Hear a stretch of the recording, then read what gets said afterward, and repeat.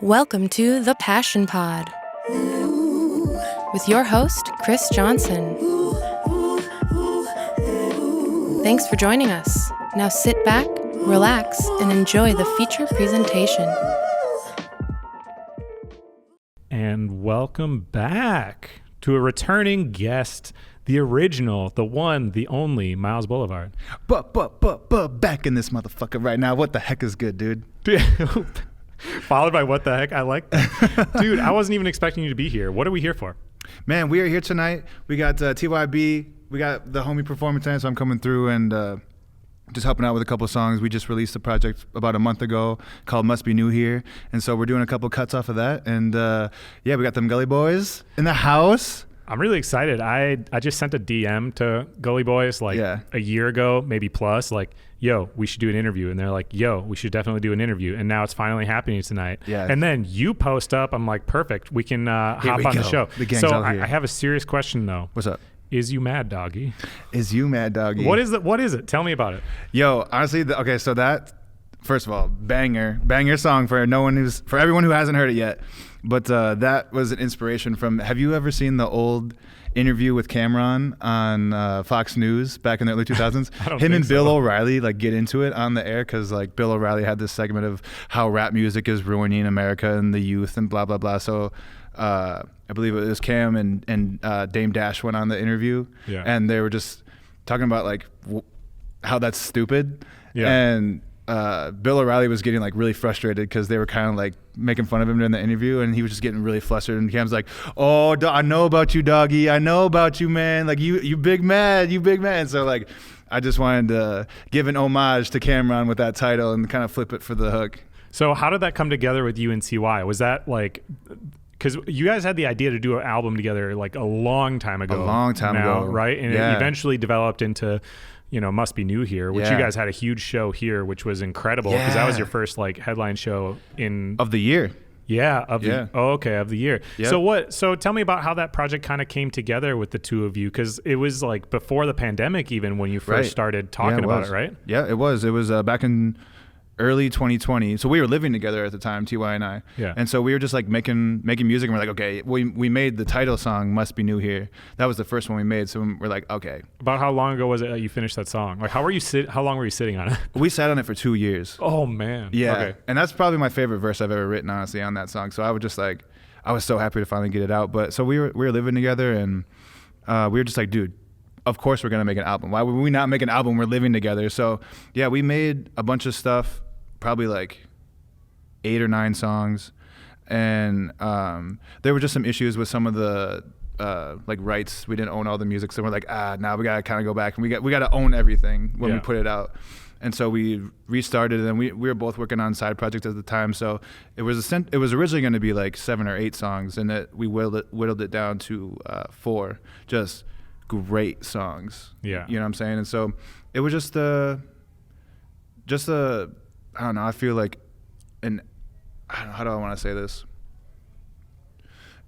I guess to use this word again, just an homage to our relationship and our love for the city, and we fuck with each other. We make music that really complements each other, and we're just this just is a no-brainer, And so yeah, we picked our favorite ones and just it came together. So how did you get TY? Because he really faded out of doing hip hop and really went the pop genre. Yeah. How did you get him to start rapping again? What was the conversation?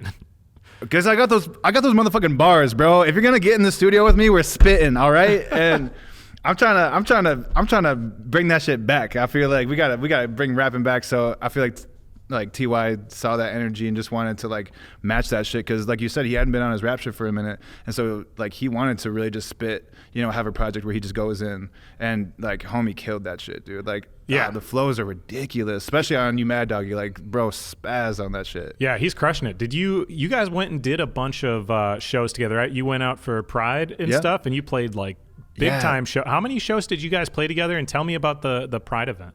Man, so I did, we did Lincoln, Nebraska. We did Fort Wayne, Indiana. I think Ty did one out in California.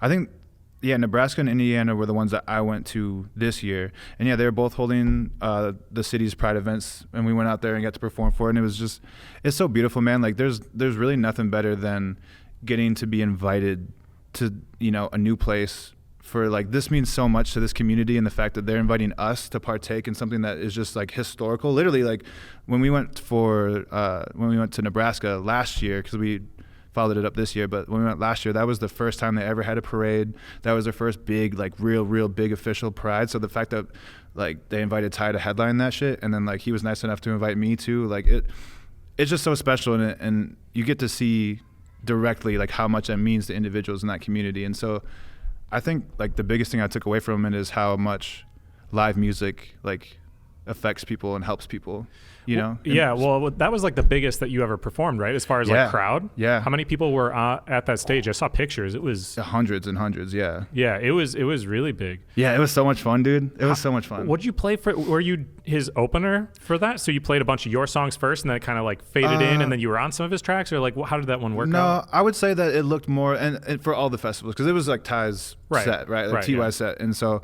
I was more of like a hype man kind of a thing. And then like halfway, 3/4 of the way through, then we did like a couple of cuts that we did together. And then I did a couple of my solo ones too. But it was definitely tailored for like his performance. And then like my stuff was just like highlighted at the end. Yeah. Well, I mean, it's cool that he brought you on to kind of give you that experience. Like that's showing the homie love for sure. Absolutely. And you guys obviously are like kind of ruling this town these days. Thank you. What's up? So you you came out with another album, which came out in what, like February or something? Yeah, that's my baby, man. That came out February 22nd. What is that one called again? How many tracks is it? Where can people find it? It's called Language That I'm Deeply Ashamed Of and Will Regret Forever. And it's available on every streaming platform. Yeah, it's what else did you ask me? I'm sorry. That was a long time coming. Dude, that took 4.5 years to make. Wow. Yeah. I remember when we first started talking, which was, I don't know, several years ago. You had been talking already about working on that. Yeah. And that kind of stayed underground for a while. Why did it take so long? Just like some personal time away? Yeah. Did you is it one of those things where you started making stuff, but then because it was taking so long, as you're making new stuff, you're like, I don't want this stuff anymore? Yeah. It was a combination of all that, right? So like, I felt like just as a young man, I was just going through a lot, and so I felt like when I dropped that project, I wanted that to be like my kind of like coming of age, kind of a, you know, this is what I learned in my adolescence, kind of like what do they do in college? Like a capstone. Yeah. This is my creative capstone in my adolescence, and like I knew I had to grow a little bit. I needed to have like life experiences and travel and perform, and you know. Bust my chops a little bit, and like to have that like depth, that perspective to talk on these kind of things, because it's a dense listen. Like it's like, it's not, I don't know, I don't want to say I was gonna say it's not fun, I wouldn't say that, but it's just like, man, I'm going in, I'm talking about some really personal shit, some kind of dark shit, a lot of like socio topics, and like I don't know, man, it was just, I really can't like properly articulate how much that project means to me. And like that, it's 10 songs long. Justin Anderson helped me from front to back with that shit, and is just a guru in town, helps everyone, and is just so talented. And man, the sessions for that were legendary. Like that whole thing, we were just like going hard. I don't know, we were just tripping balls, fucking doing all the drugs. It was so much fun. Like, but that's the energy that I wanted to bring to it. I wanted like a soulful, psychedelic experience, you know? Yeah. So where do you go from there then? Because you were totally like paused. When we did our first interview 3 years ago, you know, you had gone out on some tours, some trips and stuff, and then everything was totally done. You hadn't come out with new music because you were working on all this stuff. Right. Like TeawhY is doing his own thing, you know, and you're like been hopping on some of his stuff, but I assume you got some other things going on too. Now you have this new album. I know you're working on other things. Yep. What's coming up? Are you trying to plan some tours and stuff? Are you just going to like hibernate here and just put out singles and stuff to put online? Like, what are you really doing? That's the plan, man. It's been a busy year. Like I said, dropped the project in February, dropped Language then, and then TeawhY and I just put out Must Be New here last month. And yeah, I've been working just like tirelessly on new music, man. I got a lot of new shit coming up, and I think that's my plan for the new year, is just to really hunker down, really fully embrace this new stage I'm at in my personal life and my creative life, and just like, I've got so much shit to say, you know, and I feel like I'm really focused on myself right now for the first time that I have been in a long time. I think like for a while, I wouldn't say I was like moving to appease other people, but I would say that I was very like fearful of like judgment or like making something that people like, it's not like considered like a hit, you know what I'm saying? And like, I've really embraced just being my own person, personally and artistically, and just making what I want to hear. Yeah. And because that's ultimately what people are going to be drawn to, is you just living your truth instead of trying to be something that you think you got to be or what's popular right now. Like, I don't know. I feel really in touch with myself. I'm in a great place personally and spiritually right now. So I just want to hunker down and just show these motherfuckers who raps around here, you know? Well, let's hear who raps around here. What song do you want to play? Let's pick one of the new ones. It could be off Must Be New Here or off your solo album. Let's do the song Must Be New Here from Must Be New Here. That is honestly my favorite song of like either you or Ties, and the fact that it's together. Yeah. And that was the fastest any streams have popped off for you too. Yeah, dude, that shit popped off. That was really fun. Did that give you any more inspiration for how you want to move things? Because anyone who's heard you rap knows like you're kind of the king around here these days. But Thanks, as far as like online stream numbers, like they're not really there and you haven't really pushed it. But hopping on that and all of a sudden popping, did that give you some kind of juice of like, how am I going to make moves moving forward with releasing some of this stuff? Yeah, I feel like that was a testament to just really promoting way more than I have with other projects. And Ty was a huge help with that too. TeawhYB was the fucking man when it comes to that. And so definitely promoting and getting my shit on playlists more and like talking to bloggers and like just really pushing it way more. Like this one was definitely the most commercial that I've ever done. With the most success, and so I'm definitely going to follow that up with this new stuff I'm working on right now. Not to mention that you did a whole music video at the theater wearing the mask that I designed, and then we had the showing and stuff at the theater. That was like a pretty epic move for Eau Claire. Dude, that was so much fun. Oh man, I was so honored to be able to do that, and like everything just fell into place, man. It was like I'm tight with the Micon crew. I used to work there when I was a teenager, and I've always thought like, yo, it would be so sick for someone to premiere a music video on the big screen and no one's done it before. So fuck it, we're gonna do it. Yeah. And so I hit him up and they let us shoot the video at the theater. For anyone who hasn't seen it, it's like we're working at the movie theater for the video. It's just so much fun. We had so many homies come out, so many people were involved, and then we had a red carpet event like 2 weeks before we had the show here last month. Yeah, we had a red carpet event. All the homies came through. You were there. Like, oh man, it was just a beautiful event. And the news picked it up too. We got on the news that night. That was so much fun. And my heart was so full, man, just to work so hard on something and like to see it finally like actualized and tangible. And you get to celebrate it with your best friends and your family around you. Like, man, there's nothing better than that. And I'm so grateful for the last few months.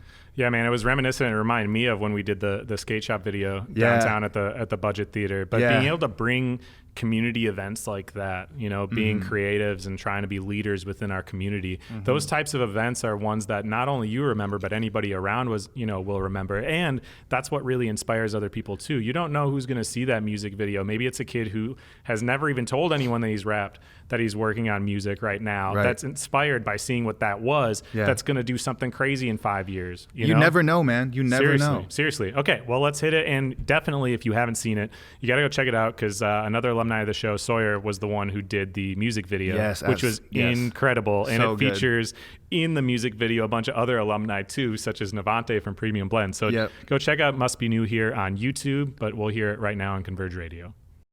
Why has that not been fixed yet?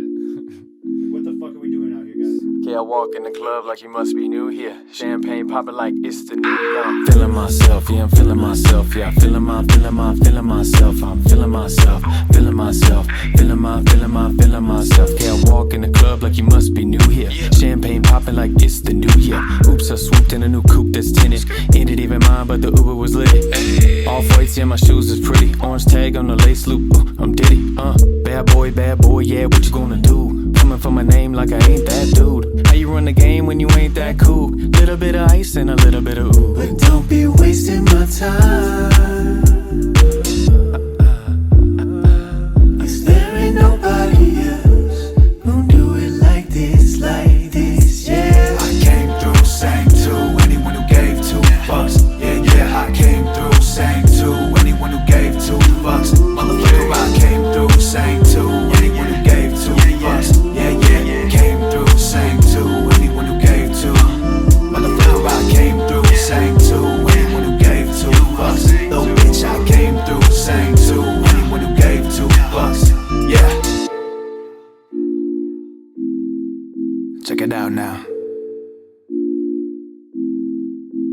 Yeah, motherfucker, I can blaze a pack, a razor fact, I ball like a razorback, the razorback, you looking like you made this smack, I'm gazing back, and everybody praising whack shit, stop with that shit, they wanna tax shit, they wanna talk big, but wanna tax shit, man, I'm just living with the shit that I'm giving, I give them everything a motherfucker know, like who you really wanna go to war with, grow from poor with, flow report sure, to you're below with, explore with, run around the world and tour with, implore with, take 100 shots and more with, I overthink till I'm over drinking, I'm over sinking, over linking, over the brink, but never over pink. Real talk, we the next to blow. Young man spit flame like Pest should go. When she ride or die, this soldier rap. For my super cat, the fragilistic doja. Can we get thrown and blow doja back? I roam home like a poem with a doja map. I came through, sang to anyone who gave 2 fucks. Yeah, yeah, I came through, sang to anyone who gave 2 fucks. Motherfucker, I came through, sang to anyone who gave 2 fucks. Yeah, yeah, came through, sang to anyone who gave 2. Don't be wasting your time. Sang to anyone who gave 2. There ain't nobody else. Came through, sang to anyone who gave 2. Don't be wasting your time. There ain't nobody else. Thank you for joining us for this episode of The Passion Pod. We hope you enjoyed it as much as we did. We'll see you soon.